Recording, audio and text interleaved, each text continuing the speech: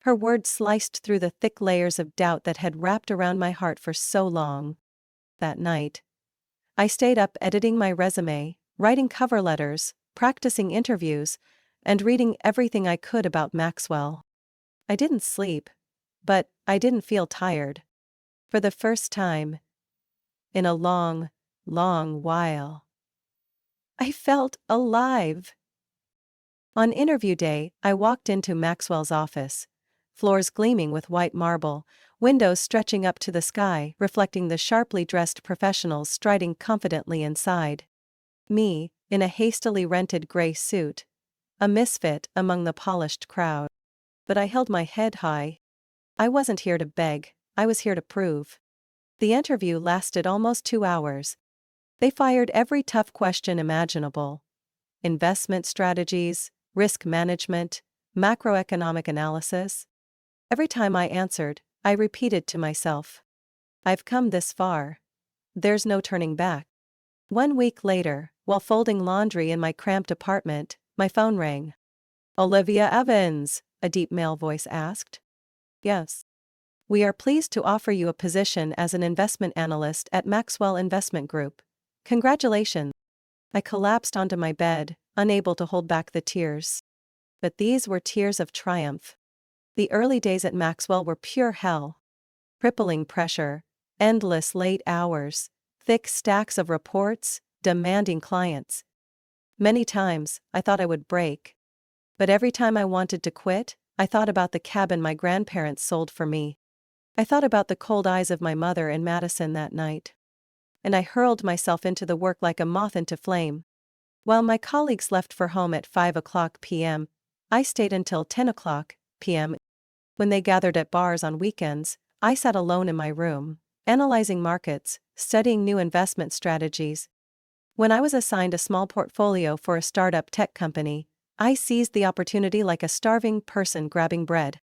3 months later, the portfolio's value increased by 35%.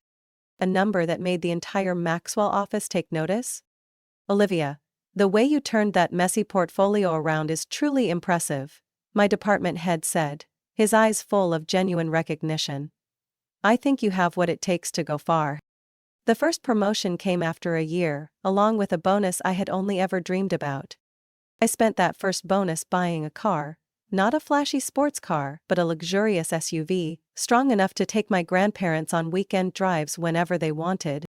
The day I drove the new car home, they stood in the front yard. Their faces a mix of bewilderment and pride. Grandpa chuckled hoarsely. "Our granddaughter's driving a fancy car now, huh?" I just smiled and hugged them tightly. No words were needed. They knew, and so did I. 2 years after stepping into Maxwell, I signed a contract to purchase a penthouse apartment on the 28th floor of a newly opened building downtown. The apartment measured 1,800 square feet, with floor-to-ceiling glass walls overlooking the glittering Hudson River. On the day I signed the contract, I stood in the empty space, my hand trembling as it touched the cold glass. "I did this on my own," I whispered. "No handouts. No loans. No one could take this victory away from me." I hung a picture of my grandparents and me on the very first wall, a permanent reminder that I was never truly alone. Then, on a gloomy autumn morning, as I stepped out of the elevator, I ran into a familiar face right outside the building. Madison.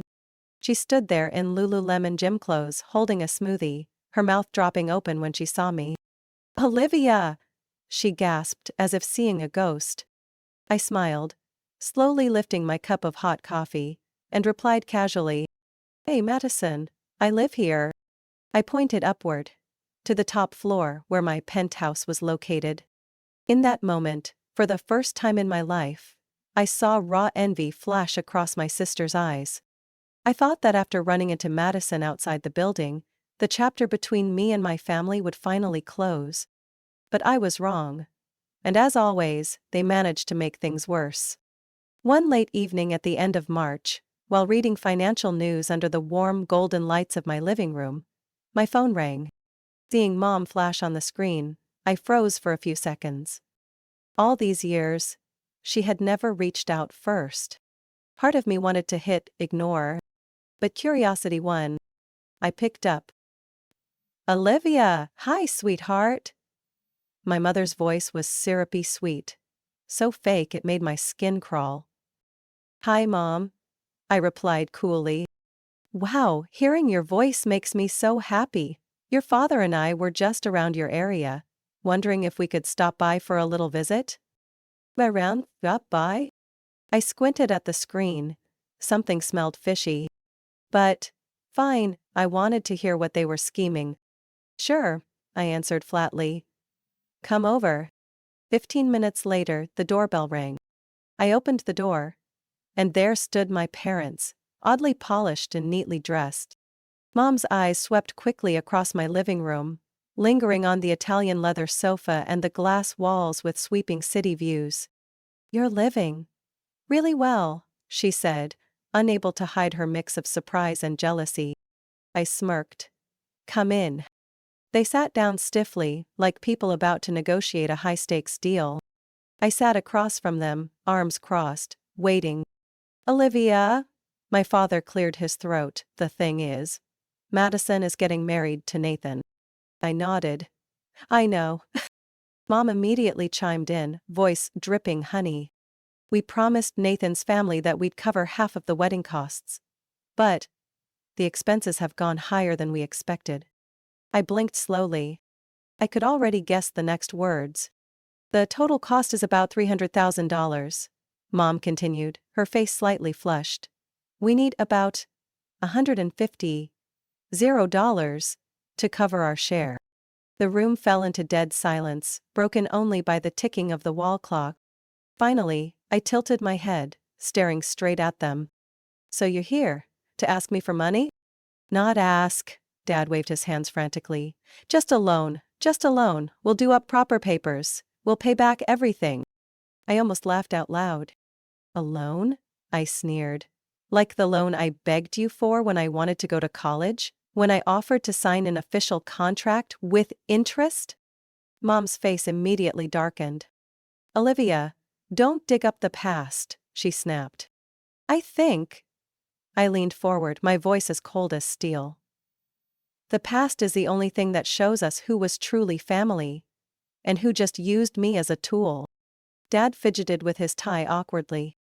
Mom sighed heavily, switching to a pleading tone. "You're doing so well now, you could easily help. Are you really going to let Madison be humiliated in front of Nathan's family?" I leaned back, arms folded across my chest. "When I needed help to go to college," I said slowly, each word cutting like a knife, "you told me I wasn't worth investing in." I smirked, voice icy. "So now, sorry, I don't see why I should invest in a lavish wedding I'm not even invited to." Mom's face turned crimson as she shot up from her seat. "Olivia Evans, you ungrateful brat." I stood up calmly, walking straight to the door, yanking open the heavy glass panel. "Please leave my apartment," I said coldly. My father stood up, awkwardly pulling my mother along.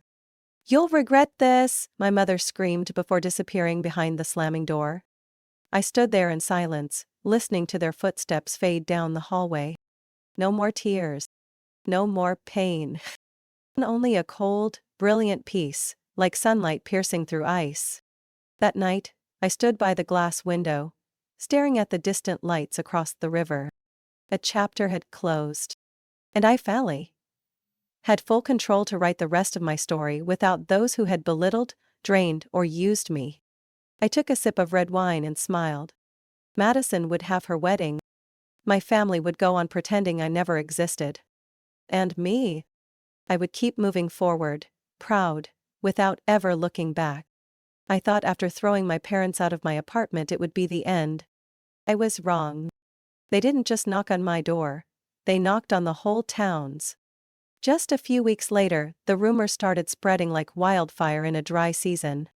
From the corner grocery store to the church where my grandparents still attended, whispers floated everywhere, so absurd I had to laugh at their shamelessness. "Olivia Evans? She got rich and forgot her family. Fifth girl lives in a fancy penthouse now and treats her parents like trash. Did you hear? She even kicked her own mother out of her house. I heard it all.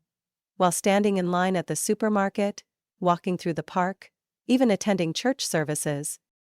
Their eyes followed me, cold, judgmental, as if I were a wayward, ungrateful child. I knew exactly who was behind it all. None other than my mother and Madison. In their eyes, if they couldn't control me, they would destroy my reputation. One Friday evening, while having dinner with my grandparents in the warm little kitchen, Grandpa set down his fork and looked at me, heavily. "Olivia, we know everything," he said. I looked up, the bread in my mouth suddenly tasting like dust. "Your parents," Grandma hesitated, then sighed. "They've been telling everyone you turned your back on your family for money." I gripped my fork tighter, but my voice stayed calm. "I know." Grandpa placed his hand over mine and squeezed. "You don't have to explain yourself to anyone. The people who truly know you, they'll understand." I smiled, a sad but genuine smile. "I don't intend to explain anything, Grandpa," I whispered. "I no longer have time for those who aren't worth it." From that day on, I chose silence. I didn't argue. I didn't confront. I didn't defend myself.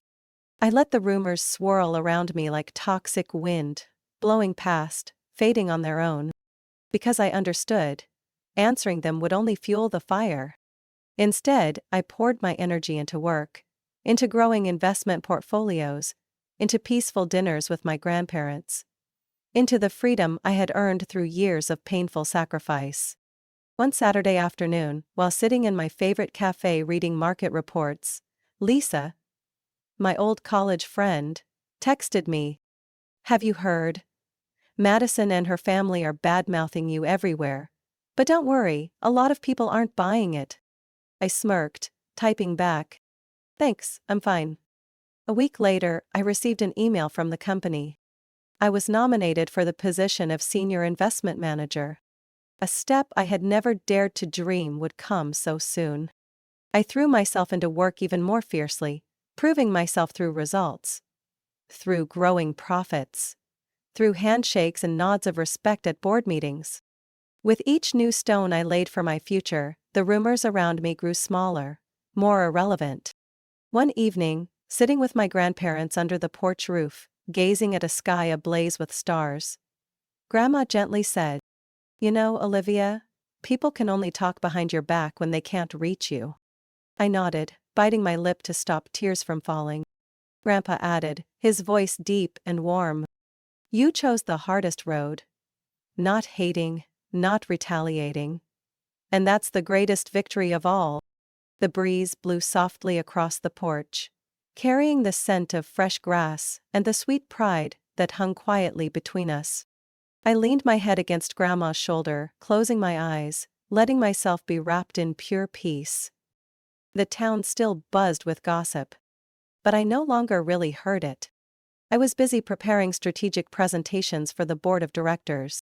I spent weekends taking my grandparents to parks, visiting small fairs, savoring quiet dinners, without caring about anyone's stares. Every time I closed a big investment deal, I secretly rewarded myself. Not with luxury goods, but with simple joys. A good book, a long hike, a silent dinner filled with true happiness. My parents and Madison continued playing their games, trying to drag me back into the old swamp. But this time, I was no longer little Olivia. I was the author of my own story. And in that story, they were just minor characters. Faded, outdated, powerless. News of Madison's wedding spread quickly through town, like every other event our family had once tried so hard to inflate. But this time, what spread even faster were the whispered criticisms they couldn't control. I wasn't invited. And even if I had been, I never would have shown up. That day, while the entire town flocked to the big church to attend the event of the century my family had bragged about for months, I sat quietly in my penthouse apartment, sipping a hot cup of coffee, the window open to welcome the cool morning breeze. Sarah, the only close friend I had left from college, texted me during the ceremony. "You won't believe it. Everything's falling apart." I set my cup down, a strange sense of anticipation rising inside me. A few minutes later, my phone rang. Sarah's voice buzzed with excitement. Turns out Nathan's family found out your parents couldn't cover their promised share. Nathan's mother nearly called off the wedding on the spot. I leaned back in my chair, smirking. According to Sarah, Nathan and his family had been bombarded by calls from the caterers, florists, and event planners, because my parents had failed to pay their part. In the end, to save face, the groom's side had to cough up the full amount, but the resentment couldn't be hidden. In all the wedding photos later posted on social media, Madison smiled, but it was stiff and painfully fake. My parents, dressed in brand new outfits, stood awkwardly at the edges of the frames, like forgotten decorations. Those photos quickly spread, accompanied by the very whispers they once hurled at me. This family looks rich, but it's all just empty show. Once again, the masks they wore for years were ripped away, under the cold scrutiny of the very society they once longed to impress. I didn't attempt the wedding. I didn't send a gift. Not even a congratulatory message. Instead, I spent that day with my grandparents, sipping herbal tea in the backyard, and listening to Grandpa retell stories of long-ago summers. No one mentioned Madison. No one mentioned the lavish yet hollow wedding taking place just a few miles away. We chose peace. And for me, that was the greatest gift. A few weeks later, I heard rumors that Madison and Nathan had moved into a small suburban house, purchased by Nathan's family. My parents were no longer welcome at the family gatherings they had once desperately hoped to be part of. My mother, who once bragged about becoming a distinguished mother-in-law, now received only cold glances and subtle indifference. Sarah updated me occasionally, but I didn't care much. I was busy living the life I had fought so hard to build. My career at Maxwell continued to thrive. The portfolios I managed kept outperforming expectations, bringing me closer to an executive-level position. Every weekend, I drove back to my grandparents' little house, bringing small gifts, a bouquet of fresh flowers, dishes I learned from the city, or simply stories that made the three of us laugh until our sides hurt. No luxury needed. No applause required. Just a place, arms open wide, where I truly belonged. One October evening, standing on my penthouse balcony, gazing at the city lights sprawling below, I whispered to myself, I don't need revenge. I just need to live well. Sometimes, the sweetest revenge isn't retaliation or making others suffer. It's proving they have no power over you anymore. They can say what they want. They can weave hundreds of slanderous stories. But if they can't take away the peace in my heart, they can't touch what I've built with my own hands. Never again. That night, before going to sleep, I texted Sarah. Thank you for always being there. I'm really okay. I'm free. My phone buzzed almost immediately. I'm so proud of you, Olivia. You deserve every bit of happiness you've carved out. I smiled and turned off the lights. A soft smile, free of bitterness, free of resentment. Only peace. Peace.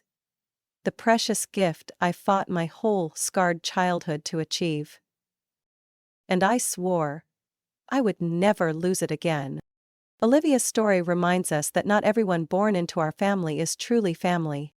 Sometimes, betrayal and belittlement come from those who should have loved us unconditionally. But beyond the pain, Olivia proved that self-worth doesn't come from others' approval. It comes from perseverance and belief in yourself. Cutting off toxic relationships isn't a failure, it's the beginning of a life of freedom, peace, and true worth. What do you think about Olivia's journey? Would you have the strength to walk away from unworthy relationships like she did? Share your thoughts in the comments below. And don't forget to follow the channel for more powerful family stories. Everyone thought my family was perfect. A 2-story house in the suburbs of New Hampshire, my dad's cozy little cafe, and family photos of beaming smiles covering the walls. But if anyone ever asked me about my childhood, I could only smile and stay silent, because the truth was nothing like those pretty pictures. The favoritism in my family wasn't subtle, it was paraded around like a trophy. And I, Olivia Evans, was just the faint shadow behind my sister Madison's blinding light.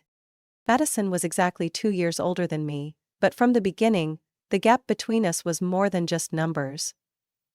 If Madison was the sun, I was forever the forgotten shadow. I still remember vividly the night I was 8 years old. Madison had just returned from a school piano recital, and the whole house erupted with pride. Mom brought out a cake, Dad popped open non-alcoholic champagne, and relatives called non-stop to congratulate her.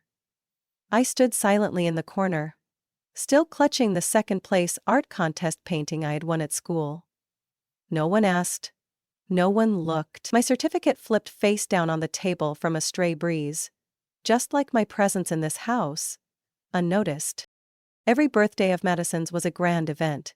Mom would hire a party planner with balloons and a giant cake, and me? If I was lucky, I got a rushed supermarket cake with the word "Congratulations" scrawled messily on it. I still remember my 10th birthday. I even had to share the party with Madison, for convenience. Mom said it like it was a privilege, but deep down I knew I was never meant to have anything just for myself. Madison always had the best. When she turned 14, my parents bought her the latest iPhone. I inherited her old cracked one. Madison wore Abercrombie and Fitch. I stumbled through life in patched-up hand-me-downs. "Don't complain, Olivia," Mom would say coldly. "You should be grateful for what you have." At every family gathering, the moment Madison spoke, all eyes would turn to her. Academic awards, trophies, club leaderships. Madison's achievements were retold like legends. I sat by the food tray, quietly chewing stale bread, wondering if anyone even remembered the name of the tiny environmental club I'd joined. It wasn't that I did poorly. I maintained a steady B average, participated in activities, and even won 3rd place in a district debate contest. But in my parents' eyes, everything I did was just average. Okay. Try harder. Olivia. That phrase, "try harder," followed me through every year of my childhood like a dull, aching wound that never healed. One evening, while I was folding laundry for Mom, she casually dropped a comment like a knife to the heart. "Olivia, you should consider something practical. Retail work or waitressing is honorable too." I forced a smile, finishing folding my worn-out blouse, but inside me, something cracked. No one asked what I wanted. No one thought I had dreams. To them, I should just be grateful to exist beside Madison, the family's precious gem. Even now, I remember those nights when Madison was away at piano lessons and I was left scrubbing the cafe floors. Every time a customer complimented how clean the place looked, Mom would smile proudly, never once mentioning the child who had knelt to polish every single tile and glass pane. My efforts were invisible, just like me. One time, I mustered the courage to ask Mom to enroll me in a night art class, the only thing I truly loved. She looked at me, as if I had said something absurd. "The money's already saved from Madison's summer camp," she said curtly, turning away as if the conversation had never happened. I learned to accept. I learned to stay silent. I learned to tell myself that if I couldn't be a star, at least, I shouldn't be a burden. But every time I saw Madison confidently stepping out into the world, I couldn't help but wonder. Was it my fault? Was I truly as insignificant as they made me feel? The shadow they built around me grew heavier by the year. But what they didn't realize was that the loneliness, the silence, the constant belittling were quietly forging a strength they never anticipated. One day, I swore to myself I would step out of that shadow, not for them to see me, but for me to finally see myself. And this is where my story begins. That moment burned into my memory, the night Madison received her acceptance letter from Brown University. Our little house exploded in laughter and cheers. Mom danced around the living room, hugging Madison so tightly she squeaked, while Dad popped open the most expensive bottle of wine I'd ever seen at home. "A daughter! An Ivy League student!" Mom choked out, clutching the acceptance letter like it was a golden ticket to paradise. I stood pressed against the staircase railing, clutching my final report card. GPA 3.6, not bad for a kid who had to juggle school and part-time cafe work. But no one asked about my grades. No one looked back. All night, Madison's laughter filled every corner of the house, drowning out everything else. I whispered a quiet congratulations to myself before retreating to my room. I had gotten used to being the background character during their celebrations, or so I thought. 1 week later, Mom and Dad announced they were throwing a party to celebrate Madison. They booked the fanciest Italian restaurant in town, ordered a 3-tier cake, and invited nearly everyone they knew, including people I didn't even recognize. "You deserve a grand beginning," Mom beamed, double-checking the guest list. I smiled faintly. Inside, I told myself, my time will come. 2 years later, it was finally my turn to chase my college dream. I had done everything I could. Studied hard. Joined volunteer clubs, taken part-time internships, poured my heart into my personal essay. When I received my acceptance letter from Rutgers University, I almost broke down with relief.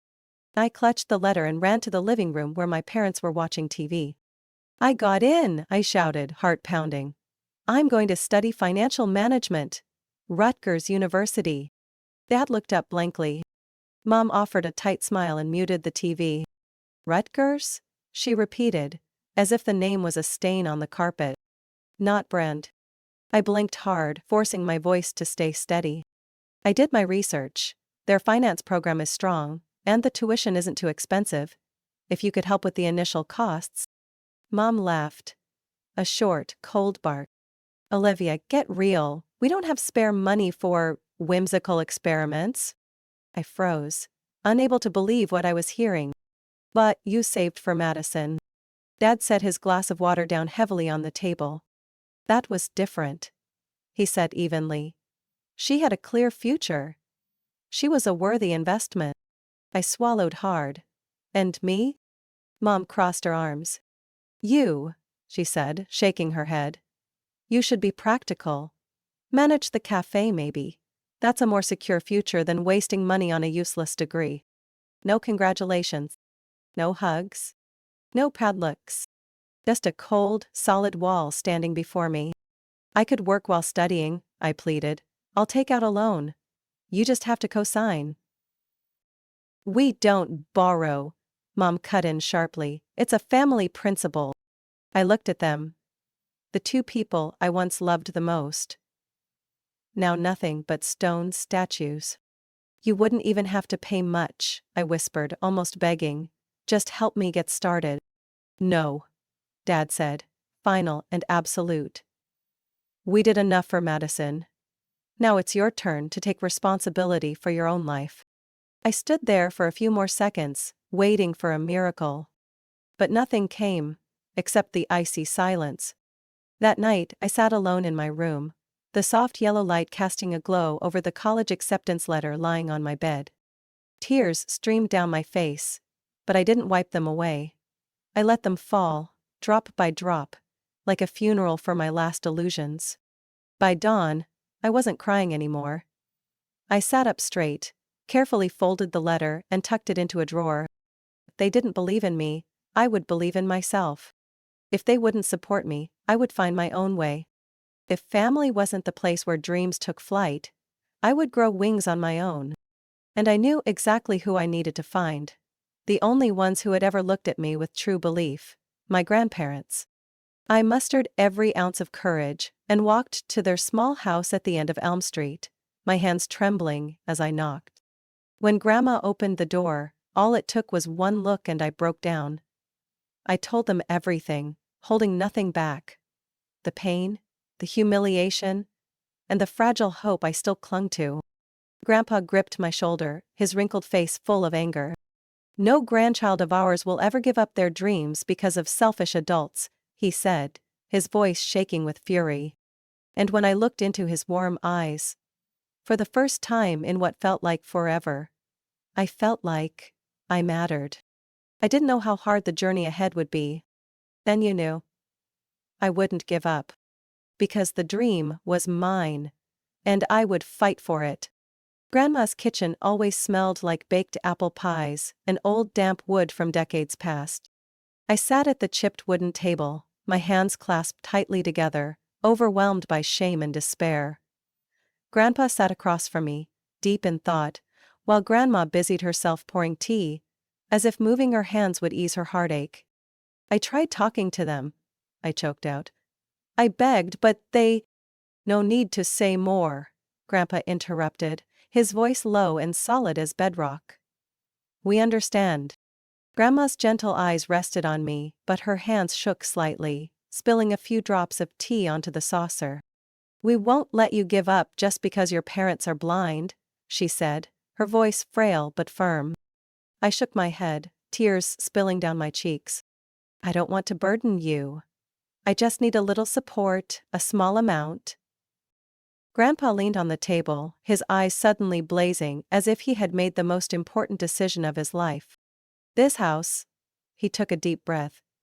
We still have the cabin in Cheshire, remember? I nodded, my throat tightening. That cabin, the summer haven of my childhood, was a treasure trove of memories. Every scratch on the wooden floors, every faded curtain had a story. We'll sell it, Grandpa said firmly. The money will be enough for you to start at Rutgers. No, I jumped up, knocking the chair over behind me. That's your legacy. I can't let you sacrifice that. Grandpa smiled, a sad, proud smile. Our real legacy, Olivia, isn't that cabin. It's you. I collapsed into tears, burying my face in my hands. Grandma came over and wrapped her small but sturdy arms around me, like a fortress against the whole world. The process of selling the cabin went faster than we expected. Property prices were rising, and a young couple dreaming of peaceful summers seized the opportunity. On the day of the contract signing, Grandpa wore his old suit. The same one he had worn to his daughter's wedding.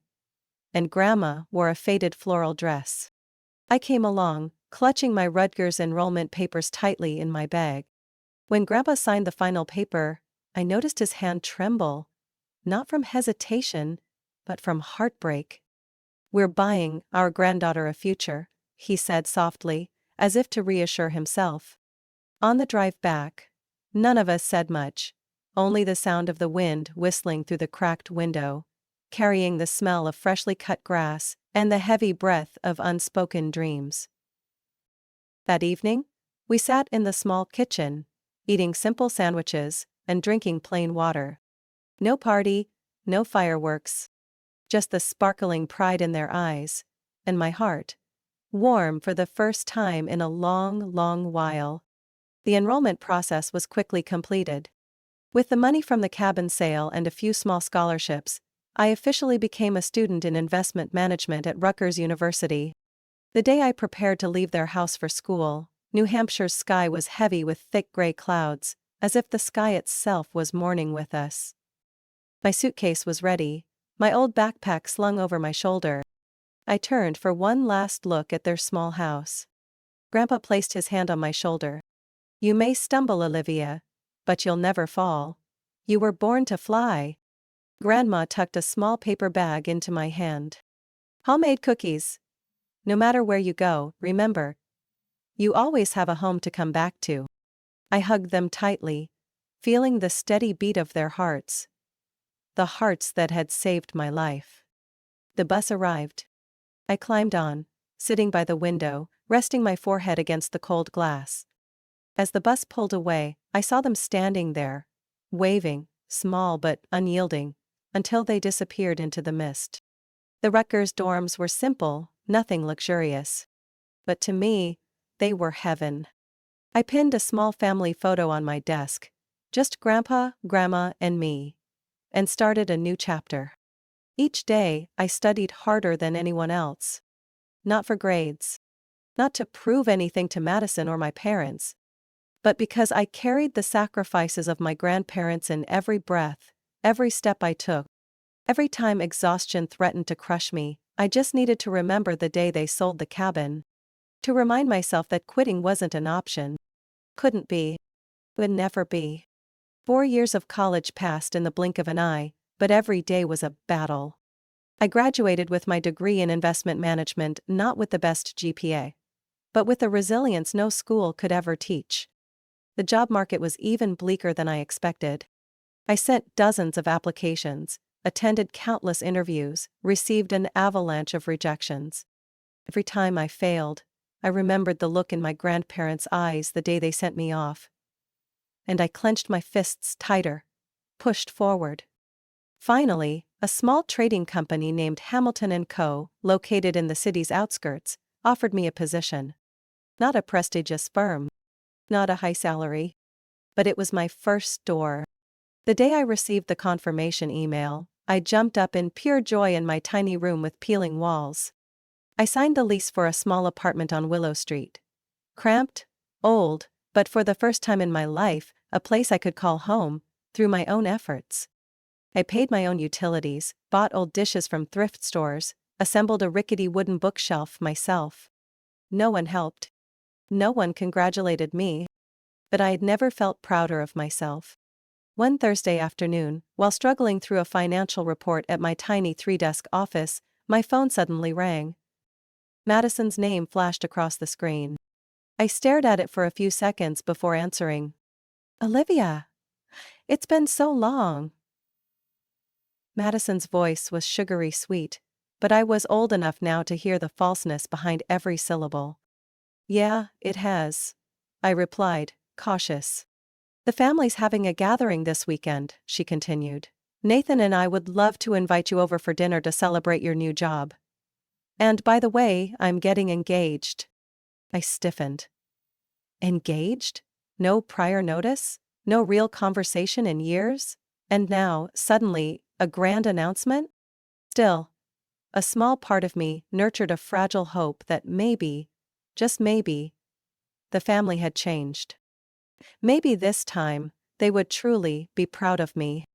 That Saturday night, I stood outside Madison and Nathan's neat townhouse, wearing my best white blouse and light blue jeans, the nicest things I could manage. Nathan opened the door with a half-hearted smile, letting me in. The living room was bathed in light, filled with brand new furniture. My parents sat on the plush sofa, red wine swirling in their glasses.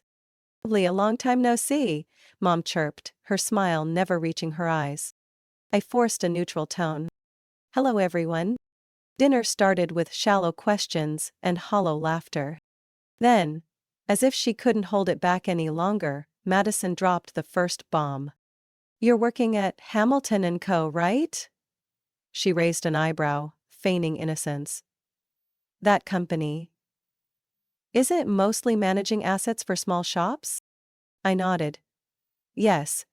It's a small company, but it gives me a lot of opportunities to learn." My mother let out a sharp, dry laugh. "And you needed a college degree for that, Olivia? I told you before, jobs like that, anyone willing to work hard enough could do." My father nodded leisurely, swirling his wineglass. "If you had just listened back then, you could be managing our cafe by now, instead of wasting time and money on college." I set my knife and fork down on my plate, fighting the tremble rising in my hands. "Leslie," Madison continued, her voice sweet but laced with mockery. "Nathan and I just toured a new place in Uptown, a penthouse. And you're renting somewhere, Willow Street, right? I heard that neighborhood's full of crime now." The table erupted in stifled giggles, leaking out despite their efforts. I clenched my hands under the table, feeling my blood boil, but I refused to let them see me break.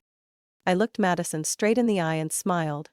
"Yeah, it's not a perfect area, but at least I pay my own rent, not waiting for Mom and Dad to buy it, or for someone else to gift it as an engagement present." The air at the table froze instantly. My mother's face turned pale. Madison's eyes widened. Nathan cleared his throat awkwardly, trying to change the subject. All right, let's not ruin the evening." I stood up, dragging my chair back loudly across the wooden floor. "I didn't come here to be insulted," I said, voice trembling but firm. "If you invited me just to remind me I'm less than, sorry, but I don't need it. I'm used to it." No one said anything. No one tried to stop me. I walked to the door, grabbing the cold doorknob.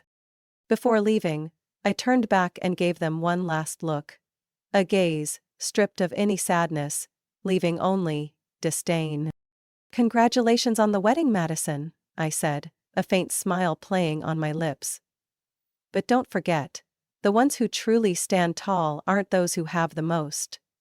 It's those who don't need to beg anyone for anything." I opened the door and stepped out into the chilly night.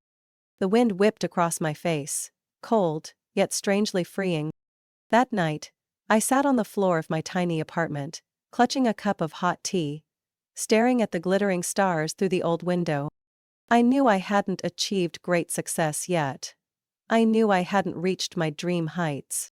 But at least, I was standing strong. Without them. And that was my first real victory. About 3 months after that humiliating dinner, my life took an unexpected turn. I was hunched over transaction reports in the stifling office when my phone rang. It was Lisa, the old roommate from college, the only friend who had stayed in touch. "Olivia!" Lisa practically screamed into the phone, her voice buzzing with excitement. "Remember Maxwell Investment Group? The firm we always dreamed about getting into?" I almost dropped the pen in my hand. "Maxwell, of course. But come on, that was just a fantasy." "The door's open, dummy," Lisa laughed. "They just opened a branch here in town. They're hiring junior investment analysts. I already submitted your application. Your resume is strong enough." I froze. Maxwell Investment Group. The monument of the investment world. A place where just getting hired meant you had one foot in the elite. Oh, I had always thought it was a distant dream, reserved for Ivy League graduates. Not for someone like me. Someone my family had always considered less. "I'm not sure," I whispered, my heart pounding. "Trust me," Lisa said firmly. "You're better than half the people they already hired. Don't let anyone, not even your family, make you think you're not good enough."